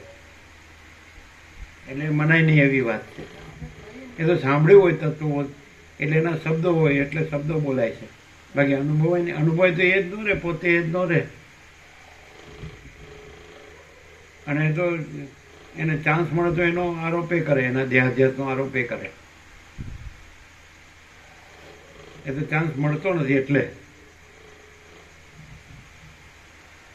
આ તો શબ્દ સાંભળ્યો હોય તત્વબોધમાં એટલે બોલે કે ત્યાં અહંકાર ન હોય, દેહ હું છું એ ભ્રમ ન હોય ને ત્યાં અનંત પરમાકાશના અનંત પ્રકાશ, અનંત આનંદ, અનંત શાંતિ હોય. એ તો સાંભળ્યું છે એટલે બોલાય. બાકી અનુભવે જ નહીં ને. અનુભવે તો પછી દેહ દ્રશ્ય હું મારું ભ્રાંતિ શું કામ રહે? પ્રેક્ટિકલ બોલવું હોય તો પ્રેક્ટિકલ. નથી, જવાબ નહીં, એનું સમાધાન ન મળે. શબ્દો છે, આ તો સાંભળેલા શબ્દો છે, વાંચેલા સાંભળેલા શબ્દો છે. હા, જે રહ્યું હોય એટલે પરમાકાશ પોતામાં કેવળ પરમાકાશ છે. તો એ પોતામાં એવું રહ્યું હોય, અનંત પ્રકાશ અનંત આનંદ આનંદાથી. આ તો શાસ્ત્રોના શબ્દો છે. એમ કે મહાઆકાશ પોતામાં કેવળ મહાઆકાશ છે, સૂર્યપ્રકાશ પોતામાં કેવળ સૂર્યપ્રકાશ છે, મહાસાગર પોતામાં કેવળ મહાસાગર છે, પરમાકાશ પોતામાં કેવળ પરમાકાશ છે. અને એની પોતાની સ્ફૂર્તિ, સત્તા પ્રકાશ સ્ફૂર્તિ, કે હું પરમાકાશ પોતામાં કેવળ પરમાકાશ છું. તો એ પોતે જ એની પોતાની જ સત્તા પ્રકાશ સ્ફૂર્તિ. પણ કોઈ વસિત હોય તો એની એ સ્ફૂર્તિ નથી. વસિત તો હું વસિત નથી. અને પછી એ સ્ફૂર્તિ એની છે કે હું પરમાકાશ પોતામાં કેવળ પરમાકાશ છું. જ્યાં વસિત નથી ત્યાં પરમાકાશ પોતામાં પોતાની સ્ફૂર્તિ કે હું પરમાકાશ પોતામાં કેવળ પરમાકાશ છું. સમજાય? તો એ પોતે અનંત પ્રકાશ અનંત આનંદ આનંદ શાંતિ છે. તો એ વસિતની નથી. તો ત્યાં વસિત નથી અને એ તો અનંત છે, વ્યાપક. તો આને એ તો સાંભળેલા શબ્દો છે, એને ક્યાંથી અનુભવાય? એને એવું દેખાય વસિતમાં એમ કે આનામાં અહંકાર અભિમાન નથી. એ સાઈડ દે, કારણ કે પોતે જે નથી સાઈડનો પોતે રહ્યો છે ને, જે ભ્રાંતિવાળો નથી સાઈડ રહ્યો છે, એના પોતામાં દેહ દ્રશ્ય હું મારું એવી ભ્રાંતિ છે. તો ભ્રાંતિ સાઈડમાં એ કહી શકે ભાઈ એનામાં એવું નથી, એનામાં દેહ દ્રશ્ય હું મારું એવું નથી દેખાતું. એમ એ નથી સાઈડમાં રહ્યો હોય એને નથી સાઈડ દેખાય. એને પોતે છે સાઈડમાં નથી રહ્યો તો એને છે સાઈડ ન દેખાય. અને એ દેખાય તો પોતે જે ન રહે, પોતે હું કામ ભ્રાંતિ સાઈડ રહે. ચલો પ્રેક્ટિકલ ચાલવું પડે. શબ્દો છે એ પ્રકાશ નથી અને પ્રકાશ છે શબ્દો નથી. પ્રકાશ છે બુદ્ધિ નથી અને બુદ્ધિ છે પ્રકાશ નથી. માણસમાં જનરલાઇઝેશન કરીએ તો બુદ્ધિ મુખ્ય કહેવાય. અને વસિત પણ એવી રીતે જ વાત કરે કે જે માણસમાં જેવી બુદ્ધિ હોય તો એનું પ્રતીત થાય, એવું જ દેખાય ને એવું જણાય બધું, એવું એને પ્રતીત થાય, એવું લાગે. જે માણસની જેવી બુદ્ધિ હોય એમ. સામાન્ય કહેવત એવી છે કે જેવી દ્રષ્ટિ એવી સૃષ્ટિ. પણ વસિત બુદ્ધિથી જનરલાઇઝેશન કરે, સામાન્યકરણ કરે, વિવેક કરે બધું. એક માણસમાં એવી બુદ્ધિ હોય કે હું આ છું ને આવો છું તો એને એવું થાય કે હું આ છું ને આવો છું. બીજામાં બુદ્ધિ એવી હોય કે હું આ છું ને આવો છું તો એને એવું હોય કે હું આ છું ને આવો છું. પણ જેમાં બુદ્ધિને અવિદ્યા કીધી છે એ મૂળ ભ્રાંતિ, જે મૂળાવિદ્યા કહેવાય, મૂળ અવિદ્યા, એ ભ્રાંતિ જ ન હોય તો એ માણસમાં હું આ છું ને આવો છું એ ન હોય. અને પછી એ જે છે એ પરમાકાશ પોતામાં કેવળ પરમાકાશ છે. જે મહાઆકાશ પોતામાં કેવળ મહાઆકાશ છે, સૂર્યપ્રકાશ પોતામાં કેવળ સૂર્યપ્રકાશ છે, અને મહાસાગર પોતામાં કેવળ મહાસાગર છે. એમ પરમાકાશ પોતામાં કેવળ પરમાકાશ છે. એ તો એ જો હોય સો હોય જે છે તે જ છે. પણ કદાચ ત્યાં માણસની એ પરમાકાશ છે એમાં ભ્રાંતિ માત્ર સત્તા પ્રકાશ સ્ફૂર્તિ રૂપે માણસ પાસે અથવા જગત પાસે. તો એ તો એમાં પોતામાં કાંઈ છે જ નહીં, એ તો ભ્રાંતિ માત્ર છે. અને જે ભ્રાંતિ હોય જ્યાં, તો એ ભ્રાંતિમાં એ ભ્રાંતિ દ્વૈત ભ્રાંતિ થાય કે એક પરમાકાશ છે ને એક હું આ છું ને આવું છે, અથવા જગત આ છે, જગત આ છે ને જગત આવું છે. જ્યાં ભ્રાંતિ હોય એમાં ભ્રાંતિ પાસે. પણ પરમાકાશમાં એવી કોઈ ભ્રાંતિ સંભવતી જ નથી. ભ્રાંતિ થઈ નથી, છે નહીં, થશે નહીં, થતી નથી. એટલે એ તો તમારો અભ્યાસથી તમે એમ કહો કે એનામાં છે સાઈડ, તો છે સાઈડ અભ્યાસથી આપણે વિચારવાણી શબ્દાર્થમાં કહેવાય કે અનંત પ્રકાશ અનંત આનંદ આનંદ શાંતિ. બાકી એ તો એ જ પોતામાં અનંત પ્રકાશ અનંત આનંદ આનંદ શાંતિ છે. ભ્રાંતિનો કોઈ એ ન અનુભવી શકે, કારણ કે એમાં ભ્રાંતિ નથી. અને ભ્રાંતિ ન હોય ત્યાં વસિત છે તો ત્યાં ભ્રાંતિ ન હોય, તો વસિત ન હોય અને જગત ન હોય તો એ જે સ્વસંવેદ્યપણું છે, સ્વયં પ્રકાશપણું છે, તો એનું હોય, પરમાકાશનું હોય, વસિતનું ન હોય. એટલે જે નથી એ રહ્યો હોય એને જે છે એ જે રહ્યું છે એનું અનુભવાય. અને છે રહ્યું છે એ તો પોતે જ છે, બીજું છે જ નહીં, બીજું થતું જ નથી. એમાં વસીત નથી ને એ પેલો ભ્રાંતિવાળો નથી. વસીત સાઈડથી એટલું કહી શકે કે વસીત નથી. પરમાકાશ સાઈડનું કોઈ કહી જ ન શકાય કે એ વિચારવાણી શબ્દ અર્થનો વિષય જ નથી, બુદ્ધિનો વિષય નથી. એ સ્વયં પ્રકાશને સ્વસમેજ્ય, એ કીધું અખંડ ચૈતન્ય સ્વયં પ્રકાશ સ્વસમેજ્ય છે. એટલે આને માટે તો એ પરોક્ષ જ કહેવાય. એમ ભ્રાંતિવાળા માટે તો ભ્રાંતિવાળો સાંભળે એટલે પછી એ એમ સમજવા કોશિશ કરે કે એને કઈ રીતે હવે એ શબ્દો છે પરમાકાશના, અનંત પ્રકાશ, અનંત આનંદ, અનંત શાંતિના શબ્દો છે. તો એ કોશિશ શું કરે આમાં છે ને એ ભ્રાંતિમાં પોતાની અવિદ્યા વાસનાના સંકલ્પથી અને આ દેહાધ્યાસથી પોતે આ છે ને પોતે આવું છે ને આ બધું આવું છે ને એમાં પોતાને આ વાસના છે ને પોતાને જે કંઈ ધન ને ભોગો કે બધું, તો એમાં એને કંઈક પેલા રમણે કીધું દુઃખમાં થઈને જ માર્ગ છે. તો એને એમ ખબર પડે કે આમાં મને દુઃખ જ મળ્યું છે એમ. તો પછી એ આમાં ટ્રાય કરે, આ જે શબ્દો છે એનાથી ટ્રાય કરે કે હવે આ શું છે એમ. કારણ કે એને અનુભવ હોય તો પછી સવાલ જ ન હોય ને, તો ભ્રાંતિ હોય જ નહીં ને, ભ્રાંતિનું દુઃખ હોય જ નહીં ને, વાસના હોય જ નહીં ધનને ભોગોની.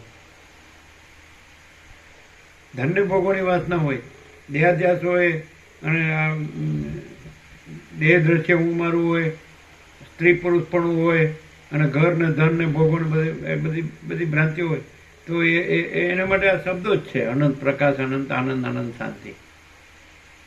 અને કદાચ વસિષ્ઠ છે ત્યાં વસિષ્ઠ ન રહ્યા હોય અને એ રહ્યું હોય તો એ રહ્યું છે. વસિષ્ઠ એ રહ્યા નથી, વસિષ્ઠ નથી રહ્યા, કોઈ નથી રહ્યું, કાંઈ થતું જ નથી. આકાશમાં કાંઈ થતું જ નથી, આકાશ જ છે.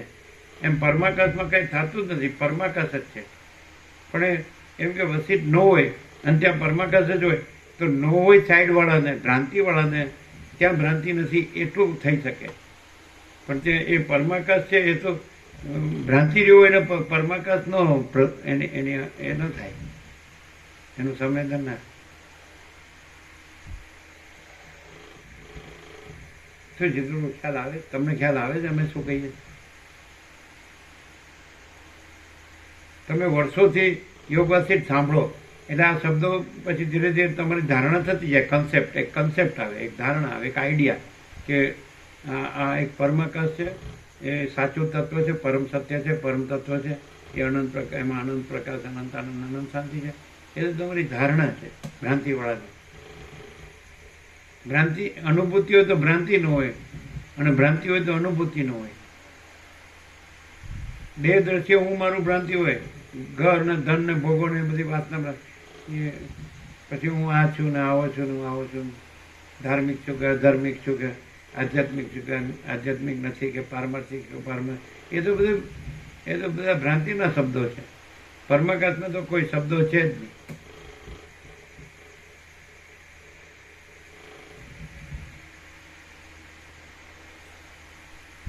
અમને વસિષ્ઠને સાંભળીએ તો અમને વસિષ્ઠ ન દેખાય, અમને પરમાકાશ એટલે પરમ ચિદાકાશ, પરમ જ્યોતિ, અખંડ જ્યોતિ જ અનુભવાય. વસિષ્ઠનું બધું એ વસિષ્ઠનું જે દ્રશ્ય ભ્રાંતિવાળા, દેહ ભ્રાંતિવાળાને જે દેખાય છે એવું અમને ન દેખાય ને ન જણાય ને ન અનુભવાય. અમને એમ જ અનુભવાય કે આ બધું છે એ વસિષ્ઠ નથી અને વસિષ્ઠનું કાંઈ નથી, પણ એ બધું પરમ ચિદાકાશ, પરમ જ્યોતિ, અખંડ જ્યોતિ જ છે એવું અમને અનુભવાય. આ 40મો રાઉન્ડ છે. અને આવતા જતાને તો ન અનુભવાય એવું અમે ખાતરીપૂર્વક કહી શકીએ. તે આવતો જતો હોય જ છે નો. અમે આવતા જતા નથી, અમે અખંડ છીએ.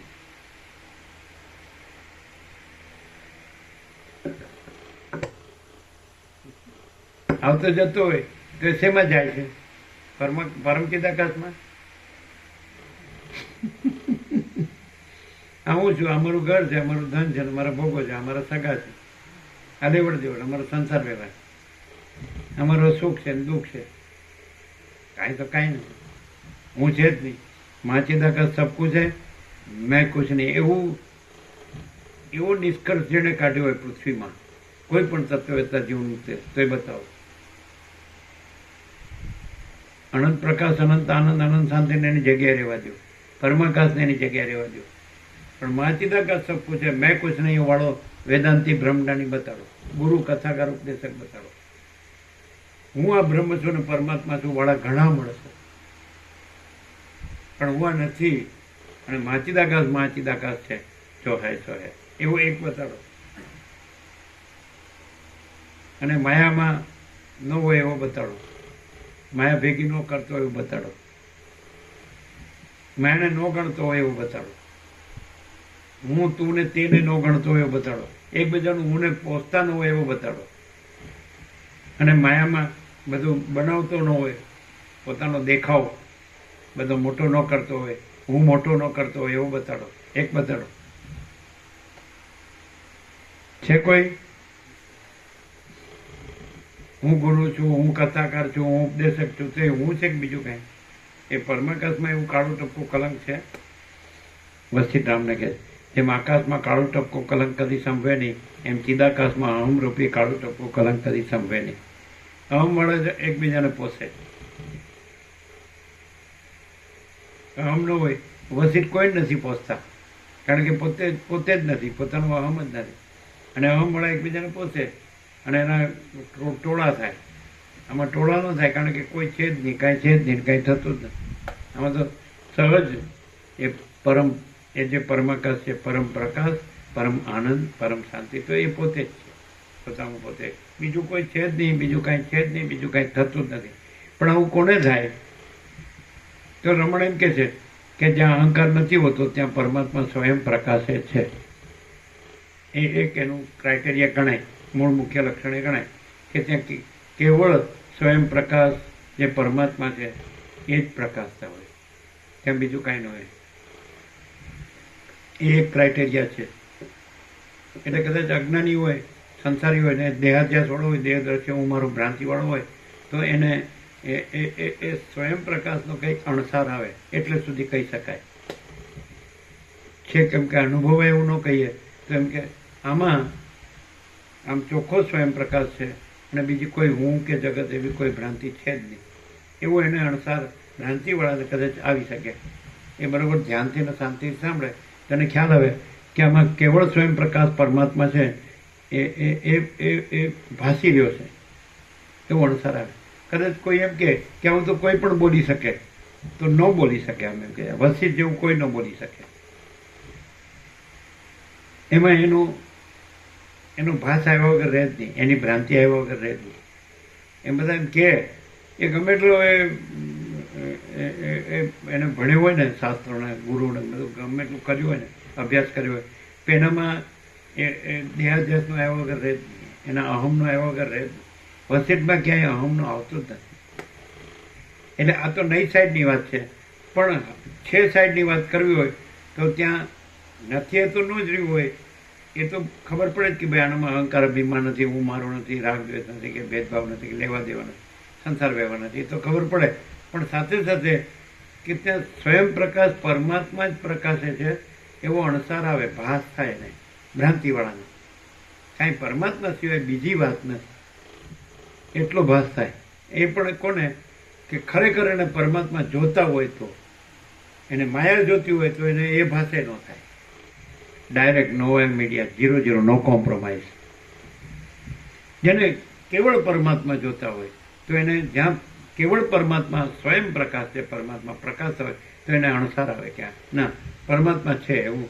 વસીતને સાંભળવાથી જેને પરમાત્મા, જેમ કે રામને પરમાત્મા જ જોવે છે, તો વસીતને સાંભળવાથી એમને એ થઈ ગયું કે બરાબર પરમાત્મા છે, ભલે વસીત નથી અને ભલે રામ નથી અને ભલે જગત નથી, પણ કેવળ અનંત ચૈતન્ય પ્રકાશ પરમાત્મા છે. તો એ ભાસ થાય. જોતા જ હોય તો, પરમાત્મા જ જોતા હોય તો, બીજું કાંઈ જોતું હોય તો નહીં, નહીં ને નહીં, નો કોમ્પ્રોમાઇઝ. હવે શું કહેવું? બીજું જોતું એને ભાસ પણ ન થાય, અને બીજું કાંઈ ન જોતું એને પરમાત્મા જ જોતા હોય તો એને જ્યાં પરમાત્મા જે પ્રકાશતા હોય, અહંકાર ન હોય, તો એને ત્યાં અહંકાર ન દેખાય, વસીતમાં અહંકાર ન દેખાય, અને ત્યાં એ સ્વયં પ્રકાશ પરમાત્માનો અણસાર આવે, ભાસ થાય.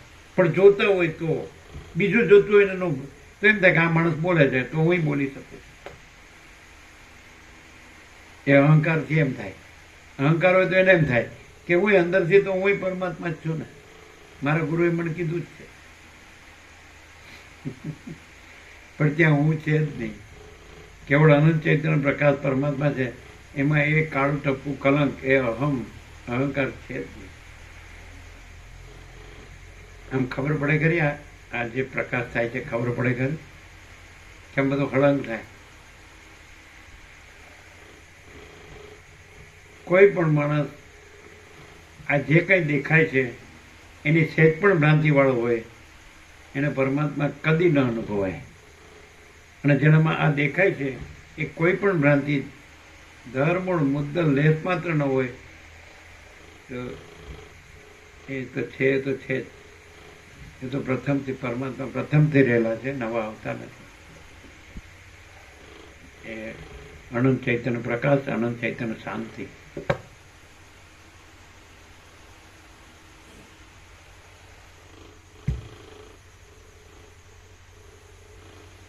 એટલું જ અસર થોડોક જ છે.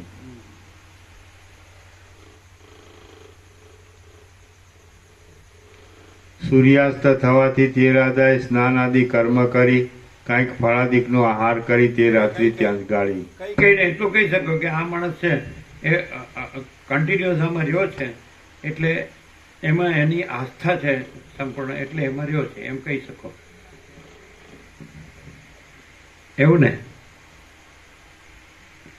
બીજું તો તમને દેખાય જ નહીં ને.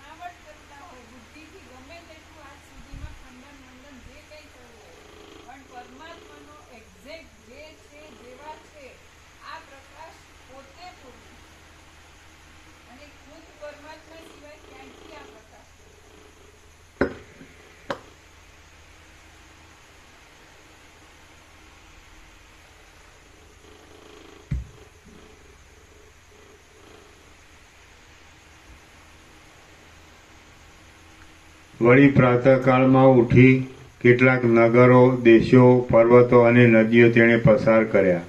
એ પ્રમાણે 12 રાત્રિ વીત્યા પછી મંદરાચલની નજીક રહેલું અન્ય મનુષ્યોથી દુઃખ વડે જઈ શકાય તેવું જન સમુદાયથી અને નગરોથી અતિ દૂર વાંસના દોરિયા કે પરનાળા વાટે ખળખળ વહેતા વાવના પાણી વડે પોષણ પામી અતિ બળવાન થયેલા વૃક્ષોવાળું શિથિલ થઈ ગયેલા જૂના વેદીના એક જાતની યજ્ઞભૂમિના સ્થાનોથી પૂર્વકાળમાં થઈ ગયેલા બ્રાહ્મણોના આશ્રમોની સૂચના આપનારું ક્ષુદ્ર પ્રાણીઓથી રહિત સિદ્ધ પુરુષોને સેવવાલાયક લતાઓના સ્થાનરૂપ પ્રાણને પોષણ આપનારા ફળોથી ભરપૂર થઈ ગયેલું વૃક્ષોથી અને લતાઓથી ખીચોખીચ કોઈ એક વન હતું. ત્યાં તે જઈ પહોંચ્યો. તે વનની અંદર લીલા ઘાસવાળા પ્રદેશોથી શ્યામ ફળવાળા વૃક્ષોથી શોભતા સ્નિગ્ધ, શીતળ, શુદ્ધ, સરખા અને જળવાળા કોઈ એક પ્રદેશમાં જેમ વર્ષાકાળ વીજળીવાળા શ્યામ વાદળા વડે પાંજરા જેવો ગોળ આકાર બનાવી દે છે તેમ એ રાજાએ મંજરીવાળી વેલોથી પોતાને રહેવાને માટે એક પર્ણકુટી બનાવી. કોમળ વેણુદંડ, ફળપાત્ર, ભોજનપાત્ર, અર્ઘ્યપાત્ર, પુષ્પપાત્ર, અક્ષમાળા, કમંડલો, ટાઢ મટાડવાને માટે કંથા, ઓઢવાની ગોદડી, દર્ભાસન અને મૃગચર્મ એટલા પદાર્થો રાજાએ પર્ણકુટીમાં લાવી રાખ્યા. જગતમાં જેમ બ્રહ્માએ પ્રથમથી સર્વ પદાર્થની માટે ક્રમ બાંધી રાખ્યો છે તેમ એ રાજાએ બીજું પણ જે કાંઈ તપસ્વીના કાર્ય માટે યોગ્ય લાગ્યું તેની પણ એ પર્ણકુટીમાં ગોઠવણ કરી રાખી. એ રાજાએ પ્રાતઃકાળના પહેલા પહોરમાં સંધ્યા કરીને પછી જપ કરવા માંડ્યો. બીજા પહોરમાં ફૂલ, દર્ભ, લાકડા આદિ વીણવાનું કામ તેમજ સ્નાન અને દેવપૂજન કરવા માંડ્યું. પછી કાંઈક વનના ફળ કંદ તથા કમળ આદિનું ભક્ષણ કરી પાછો જપ પરાયણ રહી જીતેન્દ્રિય શિખીધ્વજ રાજા એકલો જ રાત્રિ પસાર કરતો હતો. એ પ્રમાણે મંદરાચલની પાસેના પ્રદેશમાં પર્ણકુટી બાંધી તેની અંદર ખેદ પામ્યા વિના પ્રસન્નતાથી જ એ રાજાએ દિવસો ગાળવા માંડ્યા. પ્રથમ અનુભવમાં આવેલો નવો રાજવિલાસ તેના સ્મરણમાં પણ આવ્યો નહીં, કેમ કે હૃદયમાં વિવેક ઉત્પન્ન થયા પછી રાજ્યલક્ષ્મીઓ કોના મનનું હરણ કરી શકે છે? અર્થાત કોઈ પણ વિવેકી પુરુષના મનનું હરણ કરી શકતી નથી. શ્રી યોગ વાસિષ્ઠ મહારામાયણમાં નિર્વાણ પ્રકરણના પૂર્વાર્ધનો શિખીધ્વજ પ્રવજ્યા નામનો સર્ગ 84મો સમાપ્ત. ઓમ. છેલ્લું ફરે છે એનો જો નિત્યક્રમ છે ને ત્યાંથી એને બધું એકઠું કર્યું એના પછી એ રાજાએ પ્રાતઃકાળના પહેલા પહોરમાં સંધ્યા કરીને પછી જપ કરવા માંડ્યો. બીજા પહોરમાં ફૂલ, દર્ભ, લાકડા આદિ વીણવાનું કામ તેમજ સ્નાન અને દેવ પૂજન કરવા માંડ્યું. પછી કાંઈક વનના ફળ, કંદ તથા કમળ આદિનું ભક્ષણ કરી પાછો જપ પરાયણ રહી જીતેન્દ્રિય શિખીધ્વજ રાજા એકલો જ રાત્રિ પસાર કરતો હતો. એ પ્રમાણે મંદરાચલની પાસેના પ્રદેશમાં પર્ણકુટી બાંધી તેની અંદર ખેદ પામ્યા વિના પ્રસન્નતાથી જ એ રાજાએ દિવસો ગાળવા માંડ્યા. પ્રથમ અનુભવમાં આવેલો નવો રાજવિલાસ તેના સ્મરણમાં પણ આવ્યો નહીં, કેમ કે હૃદયમાં વિવેક ઉત્પન્ન થયા પછી રાજ્યલક્ષ્મીઓ કોના મનનું હરણ કરી શકે છે? અર્થાત કોઈ પણ વિવેકી પુરુષના મનનું હરણ કરી શકતી નથી. શ્રી યોગ વાસિષ્ઠ મહારામાયણમાં નિર્વાણ પ્રકરણના પૂર્વાર્ધનો શિખીધ્વજ પ્રવજ્યા નામનો સર્ગ 84મો સમાપ્ત. ઓમ ઓમ. એટલે મન એકડે આવવું તો એને બસ એને પરબ્રહ્મ જ સાક્ષાત્કાર જ કરવો હતો અને પરબ્રહ્મ જ પ્રાપ્તિ કરવી હતી, પરમ પદમાં જ પૂર્ણ વિશ્રાંતિ જોતી હતી. એટલે જ એને પછી એ પ્રાપ્ત થઈ. એ પરમ પદમાં પૂર્ણ વિશ્રાંતિ, એ પરબ્રહ્મની પ્રાપ્તિ, પરમાત્માની પ્રાપ્તિ થઈ, સાક્ષાત્કાર થયો. એને એ જોતા હતા. એટલે કોઈને એ જોતું નથી. એનું બોલે જ છે, વાંચે છે, સાંભળે છે, બોલે છે, પણ એવી રીતે કોઈ રહેતું નથી. શીખી જ કાંઈ નહીં, બીજું હૃદયમાં આ જ પરમાત્મા જ, બીજું કોઈ વસ્તુ જ નહીં, બીજી કોઈ વાત જ નહીં. અને બધા અંદર બીજું બધું ભરીને રાખીને પછી બધી વાતો મોટા મોટા, કારણ કે બધું વાંચ્યું હોય, સાંભળ્યું હોય, બધા ફર્યા હોય, બધું જાણ એટલે બોલે ખાલી. એટલે એ શબ્દોથી જ રહ્યો હોય અને અંદર ભર્યું હોય નથી જ રહ્યો હોય. અને આવું જ હોય તો આવો જ રહે, પછી બીજું ન રહે, બીજો ન રહે. બોલો શું કહો શું કહો?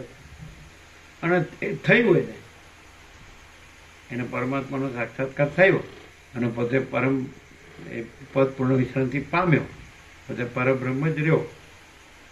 એ થયું. એ જોતું હોય એને એ થાય, બીજું જોતું હોય એને ન થાય. બે કેવી રીતે થાય?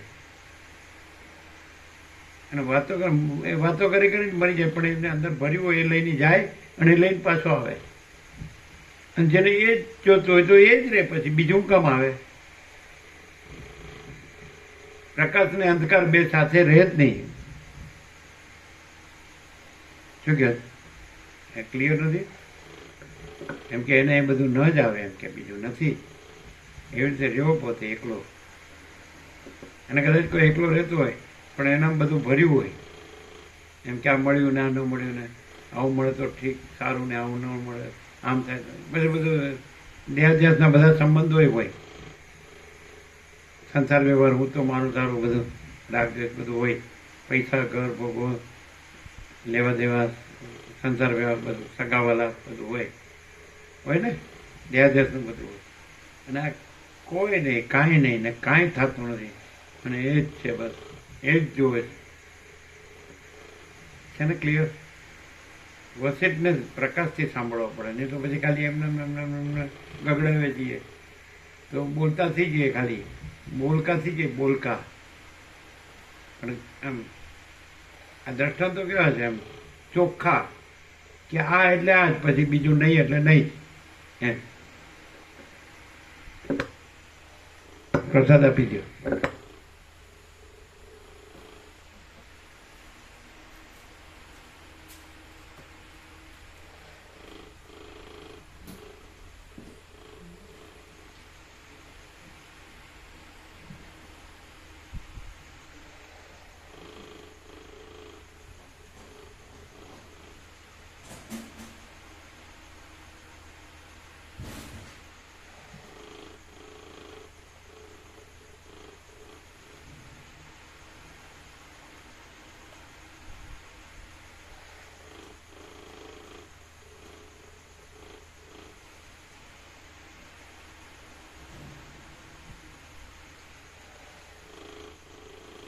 પછી આવું ન થયું હોય કે આ જ જોઈએ છે એવું રામ જેવું ન થયું હોય તો પછી વળખા કરે, દેખાવના શો કરે બધા, ભક્તિના ને બધા, સમજાય?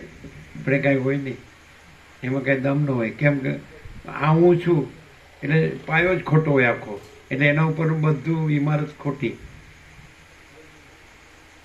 દેહાધ્યાસ ઉપરનું બધી ઇમારતો ખોટી. એ સંસાર વ્યવહારની હોય કે જ્ઞાન ભક્તિની હોય કે શાસ્ત્ર ગુરુની હોય, પણ એ બધું હુંનું જ હોય. એટલે કાંઈ નોનું જે હોય એ બધું કાંઈ નો જ હોય.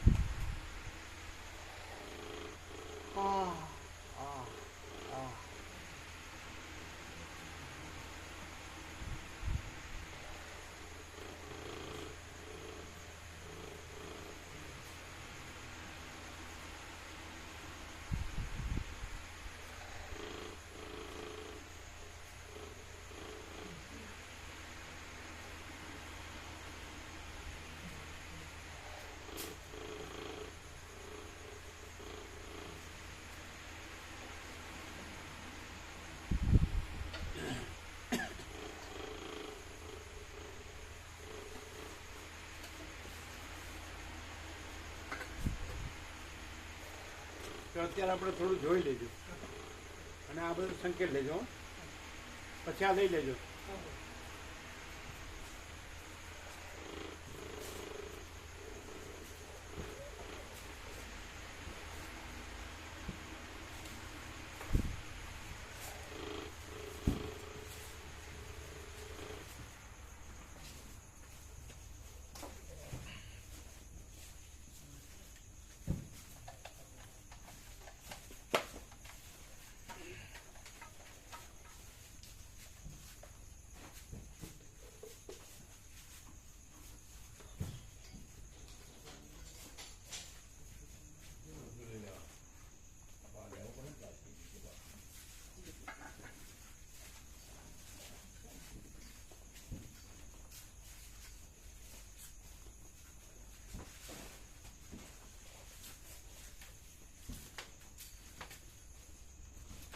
જીરો જીરો રહેજો બરાબર.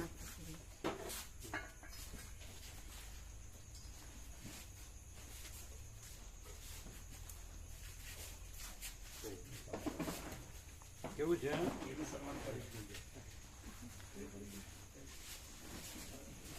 આમાં શાસ્ત્ર ગુરુનું બધું હોય એમાં શબ્દો જ હોય, ખાલી આચરણ અનુભૂતિ ન હોય.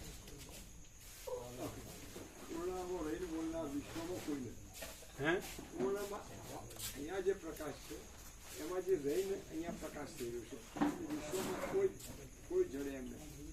અને જ્યાં હું પરમાત્મા બતાવું અથવા તો પરમાત્મા મેં પ્રાપ્ત કર્યા જેવું જે બોલ્યા કરે છે એ કદી કોઈને પ્રાપ્ત કરાય પ્રાપ્ત કરવાનું નથી. અહીંયા તો એકદમ ખુલ્લો પ્રકાશ છે.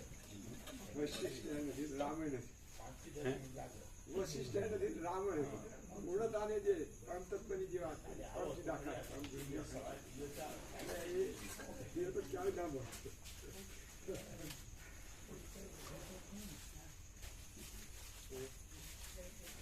થોડું જોઈ લઈએ. હા. તમને વધારે લાગ્યું કેમ? અમે કરાવ્યું એ જ છે ને,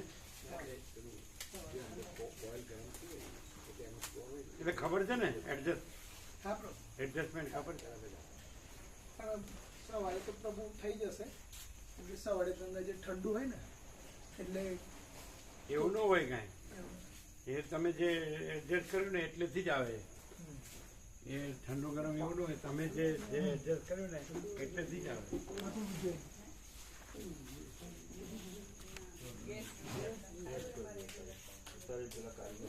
ગેસ વિસ્તાર પ્રભુ એવું હોય, પણ જે ઠંડુ હોય ને પાણી વધારે ઠંડુ હોય ને તો એ પ્રમાણે પાણી આવે રહી, એટલે એના ધ્યાન આપવું પડે. ઠંડા પાણી ઉપર ટાંકી ઠંડુ પાણી હોય ને તો નીચે એટલું ગરમ પાણી ના આવે. આ બરાબર એવું હોય પ્રભુ. સવાર માટે બરાબર. સવાર માટે બરોબર છે, પણ અત્યારે એ જ ઠંડુ હોય ને સવારે એ જ ઠંડુ હોય. એમાં સવાર વધારે ઠંડુ હોય પ્રભુ. રાત આખી રાતનું ઠરે પ્રભુ, સવારે તો ફેર પડે બહુ આખી રાતે ઠરી જાય. વધારે ઠરી જાય, કારણ કે અત્યારે ચોકીમાં તાજું ભર્યું હોય ને બોરનું, હા, એટલે રાતે ઠરે એ ફેર પડે. અને સવારે આવી જશે ગરમ. અત્યારે જોઈ લઈએ. હજુ ભગવાન. સિરા કરો. નળ ફેરવશું ને એટલે આવી જશે. અમે તો બરોબર જ જોયું હતું, પણ એ કે છે વધારે એટલે એમ. હા, બહારના પાણી પર આધારિત પ્રભુ. ઉપરનું જે પાણી જે આવે ને એના પર આધાર રાખે. ગેસ ગેસ ગીઝરની અંદર થોડું ધીમું કરશે ને પછી ધીમું કરશે એટલે ગરમ જ્યાં આવશે. ફ્લુ આવે ને ત્યાં પેલા ગરમ આવી જાય. ના, વધારે ના હોવું જોઈએ ને.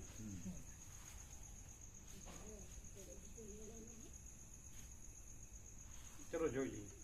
આ લઈને જો. હા, લે લો.